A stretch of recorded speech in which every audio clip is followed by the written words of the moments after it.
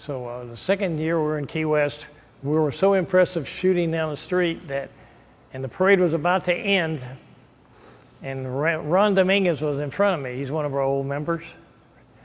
And a lady got upset because he shot the gun too close to her. So she was on the side of the road. He shot his gun. She came out of that crowd and beat on him with an umbrella. He's fending her off and she's beating him with an umbrella. And then there was a guy in a car, because it was the end of the parade, and he said, well, he was drunk probably, and he started to get out and beat on our people too. Well, he got out, and the wrong guy was standing there. It was Sam Castellano. There's a picture of him there too. In one of these pictures, Sammy Castellano. He was ex-All-American guard for high school over here. And this guy getting out of the car, and he said, stay in that car, don't get out of that car, he told the fella. And the guy insisted on getting out of the car. He's going to threaten him. Boop! He got back in the car. We didn't hear from him no more. But he messed with the wrong guy there, you know. And so there's been interesting things. We don't ever make trouble, but we will settle it quickly. One of the mini parades we did after the initial deal, the day we dedicated the marker at Fort Homer Hesterly, which is in the budget over there, by the way. We dedicated the monument, and we got in the bus, and we drove to McIntosh, Florida, a little town up there near Gainesville. They had a parade, a mini parade up there, and our guys were bored. They wanted to do something. So we had a busload of Rough Riders, a few wives in costumes. We drive up there to the other side of Ocala near Gainesville. We get down from the bus, and the parade grounds are there waiting for us to do our parade. And the parade grounds are only like the size of this area here. From here to the wall, from here to there. That's how big the parade grounds were. I said, oh my God. So we do our mini parade. We have guns.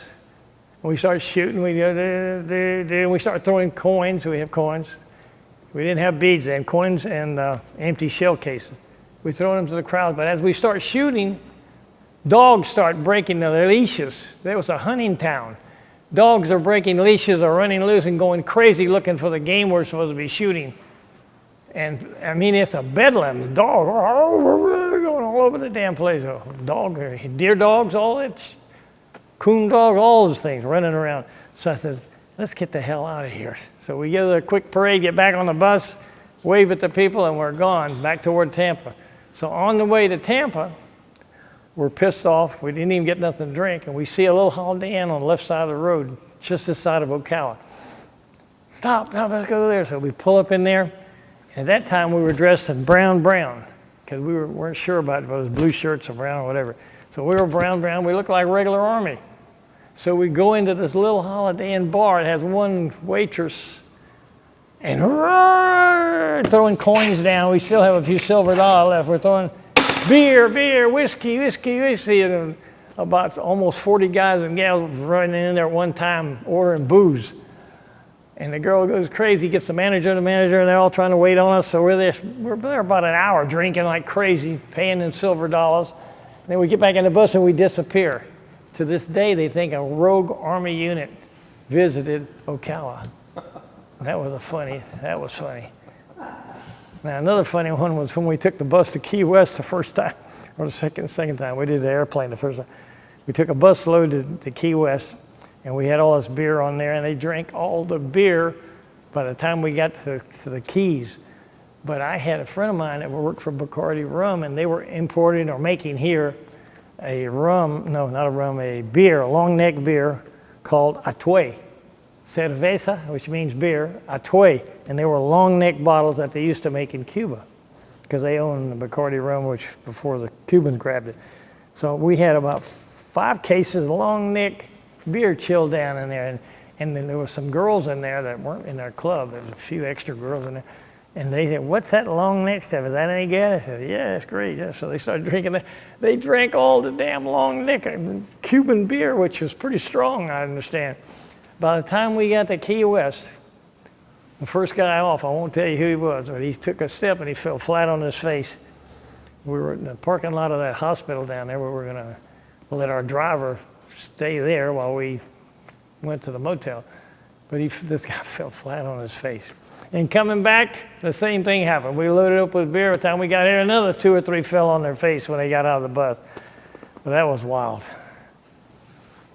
They drank us dry. Down in Key West, a bunch of our guys rented those scooters down there in Key West. And they must have thought the bridges went all the way to Cuba, the docks went to Cuba, because they were, we lost a few of the scooters in the ocean down there. A couple of guys got bruised up a little, but everybody survived. Oh, but then an interesting thing you can put in there, we had this guy that owned a big restaurant on Bush Boulevard. I'm trying to think of his name, but I will. And he was in our club one year, and then he disappeared the second year, and he's supposed to have drowned off the Keys. The one with the tigers? You have lions or tigers or something?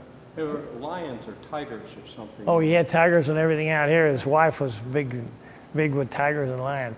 So he was down there, and he disappeared off a boat, and he drowned and all that. So we were down there that next year, and we had a ceremony for him because he was drowned.